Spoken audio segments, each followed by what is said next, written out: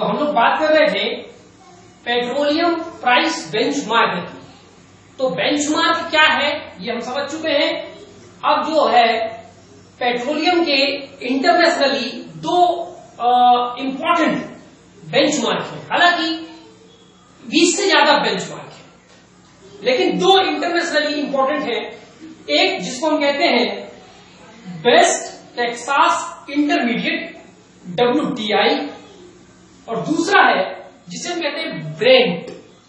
ठीक, ये दो इंटरनेशनल बेंचमार्क्स हैं पेट्रोलियम के लिए। बेस्ट टेक्सास इंटरमीडिएट या WTI क्या है, इसका उपयोग अमेरिका और कनाडा जो है करते हैं।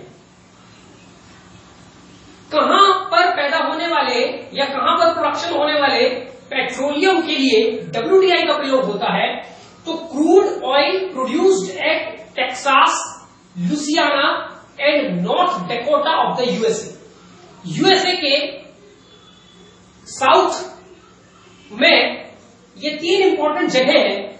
टेक्सास उसका जो है सबसे मोस्ट पॉपुलस स्टेट है, टेक्सास, फिर लुसियाना और नॉर्थ डकोटा, ये तीन इंपॉर्टेंट स्टेट्स हैं यूएसए। यहां पर, और यही यूएसए के ऑयल प्रोड्यूसिंग स्टेट्स भी हैं। तो यहां पर जो ऑयल का प्रोडक्शन होता है उसका जो प्राइस होता है उसको WTI कहा जाता है, और ये यहां पर जो प्रोड्यूस होने वाला जो प्राइस पेट्रोलियम है वो लाइट एंड स्वीट होता है। लाइट एंड स्वीट का मतलब क्या है समझ लेते हैं हम लोग। जो पेट्रोलियम होता है उसको दो पैरामीटर पर मापा जाता है। पहली पैरामीटर उसकी थिकनेस, मोटाई या डेंसिटी, जिसको टेक्निकल भाषा में कहा जाता है स्पेसिफिक ग्रेविटी कितनी है। यदि उसकी स्पेसिफिक ग्रेविटी ज्यादा है तो हम ऐसे पेट्रोलियम को बोलते हैं हैवी पेट्रोलियम, और यदि एक पर्टिकुलर पैरामीटर से उसकी जो ग्रेविटी है वो कम है तो हम उसको बोलते हैं लाइट पेट्रोलियम। उसी प्रकार यदि 0.5% से उस पेट्रोलियम में सल्फर की मात्रा ज्यादा है तो हम ऐसे पेट्रोलियम को बोलते हैं सौर पेट्रोलियम। सौर माने खट्टा।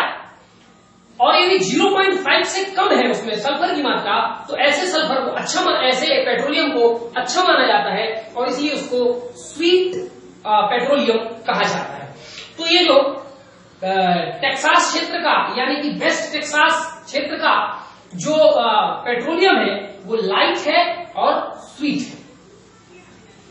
इसका उपयोग used as a benchmark price by USA and Canada. इसको जो है अमेरिका और कनाडा बेंचमार्क प्राइस की तरह इसका उपयोग करते हैं, अर्थात इसी प्राइस के आधार पर अमेरिका और कनाडा दुनिया भर के देशों के साथ तेल का इंपोर्ट या एक्सपोर्ट करते हैं और खुद अपने डोमेस्टिक मार्केट में तेल का प्राइस तय करते हैं।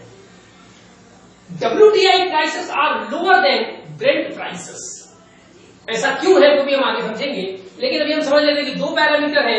एक है ब्रेंट, ये आपका वेस्ट टेक्सास, और दूसरा है ब्रेंट। तो किस बेंचमार्क का प्राइस ज्यादा होता है?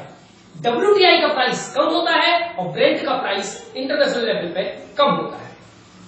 अब इंडिया इन दोनों में से किस बेंचमार्क्स के आधार पर इंटरनेशनल मार्केट से तेल खरीदता है? तो हम ब्रेंट से खरीदते हैं।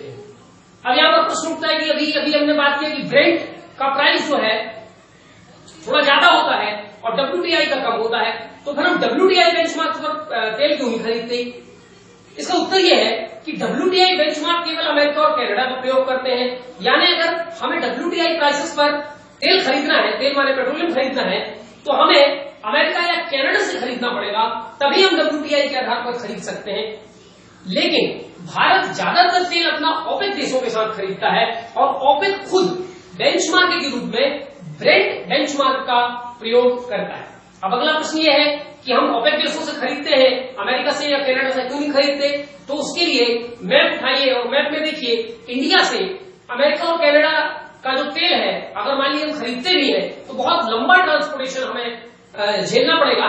ठीक है ना, सी रूट से बहुत लंबा पड़ेगा और पता चला उतना उसका जो है शिपिंग का रेंट लग गया, किराया लग गया, ठीक है, तो वो हमें महंगा पड़ता है। वायबल भी नहीं है इकोनॉमिकली हम उतनी दूर से पेट्रोलियम वगैरह खरीदे, ठीक है, क्योंकि लंबी दूरी से तय करता है, ऑयल स्पिल जैसी समुद्र में समस्याएं होती हैं, तो ये समस्या है।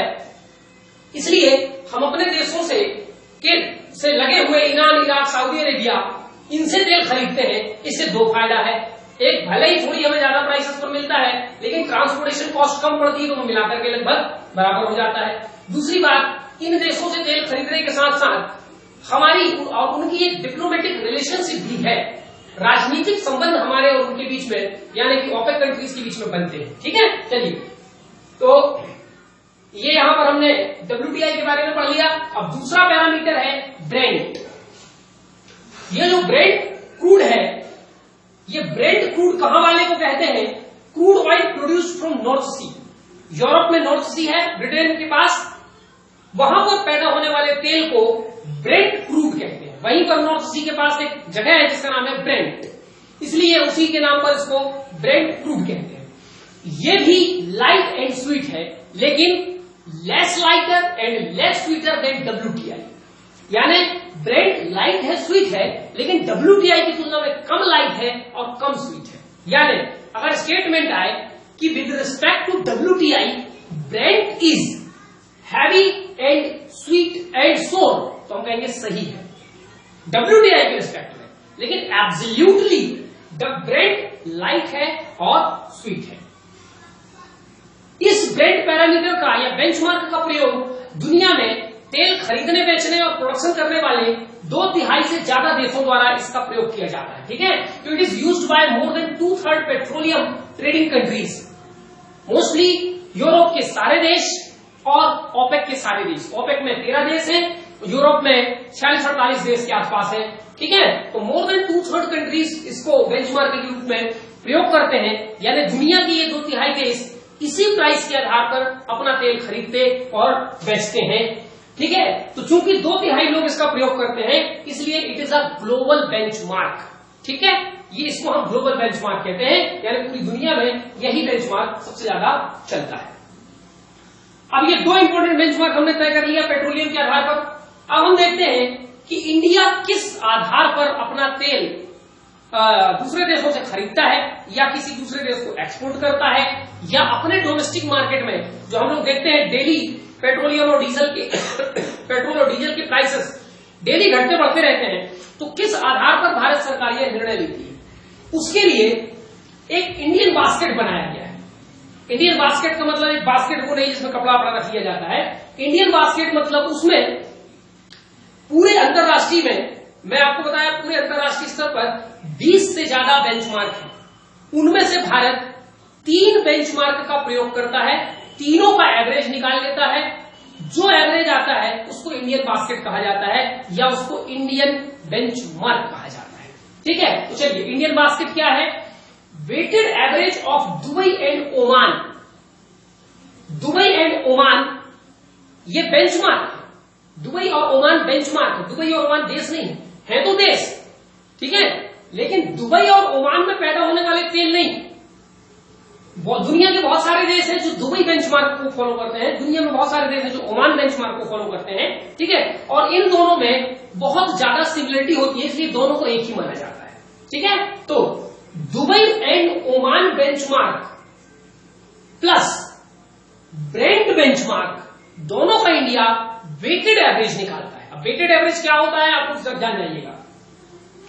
तो इन दोनों का जो वेटेड एवरेज आता है उसी को इंडिया अपना इंडियन बेंचमार्क मानता है।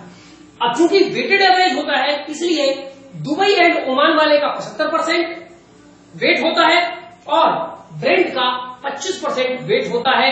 इसमें से आपको यह ध्यान रखना है कि दुबई एंड ओमान का जो क्रूड पैदा होता है वो हैवी होता है और सोर होता है, और ब्रेंट स्वीट होता है और लाइट होता है, ठीक है।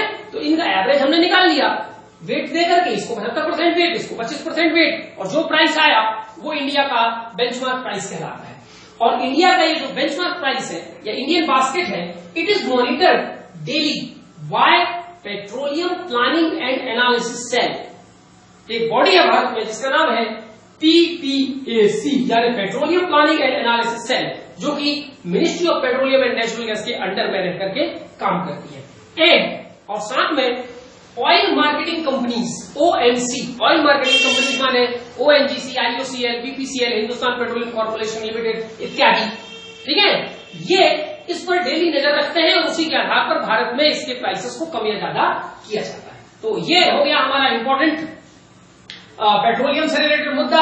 अब देखते हैं कि भारत में मेजर ऑयल फील्ड कौन कौन से हैं, जहां पर तेल निकलता है भारत में कहां कहां है। हम लोग असम से शुरू करते हैं। असम में एक बड़ा इंपॉर्टेंट क्षेत्र है डिगबोई, जो कि भारत का सबसे पुराना तेल क्षेत्र है।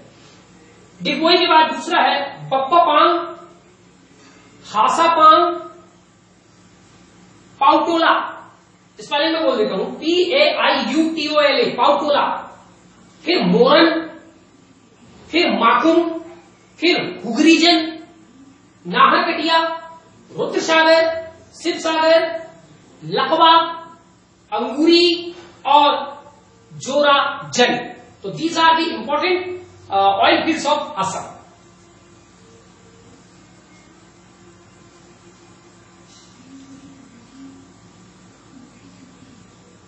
अब हम बात करते हैं अरुणाचल प्रदेश। अरुणाचल प्रदेश में मानाभूम, खारासांग, चाराली और कुमचाई, ये 4 इंपोर्टेंट फील्ड्स हैं। त्रिपुरा में है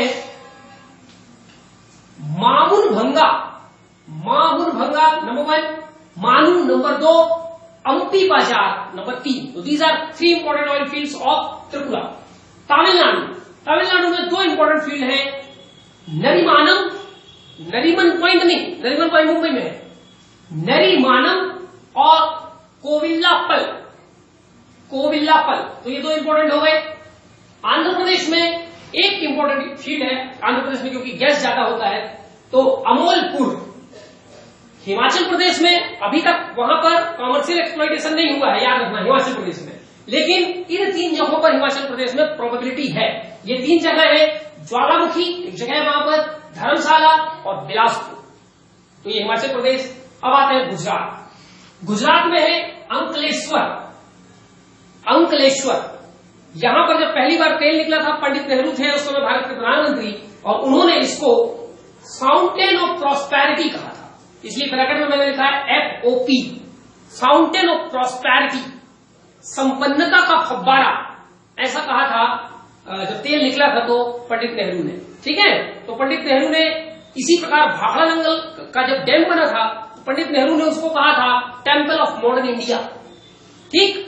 तो आपको ध्यान रखना है कि किसी एक बात को यदि कोई विशेष संज्ञा दी गई है तो वो क्या है, ठीक है। चलिए, गुजरात में अंकलेश्वर हो गया।